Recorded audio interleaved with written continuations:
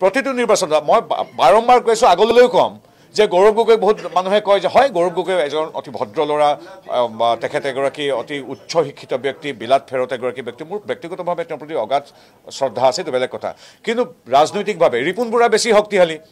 ৰিপুণ বৰাৰ দিনত 14টা ছিটৰ ভিতৰত 5টা ছিট পাইছিল বিৰোধী। এতিয়া আপোনালোকৰ বিৰাট শক্তিশালী নেতা গৌৰৱ গগৈৰ দিনত 3লে নামি আহিল। ৰিপুণ বৰাৰ দিনত বিৰোধীয়ে পাইছিল বিধানসভাত 50খন আসন, আমি পাইছিলোঁ 76। কিন্তু আপোনালোকৰ এই যে বিৰাট নেতাৰ হেৰিয়াত নেতৃত্বত তেওঁলোক পৰ্যবসিত হ'ল 29খনলৈ, আমি পালোঁ 94খন এইবাৰ ইলেকশ্যনত। আমাৰ এতিয়া এইবাৰ কি হ'ল ৰিজাল্ট? 5-0। ৰিপুণ বৰাৰ দিনত অন্ততঃ আমাৰ কি কয় সামগ্ৰী সমষ্টিটো আছিলে 4-1, কিন্তু এতিয়া গৌৰৱ গগৈৰ সবল নেতৃত্বত কি হ'ল?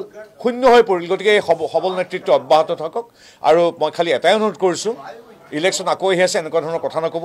আপোনালোকে গৰু মাংসৰ কিবা কথা কয়, সেইবিলাক ঘৰত পাতক।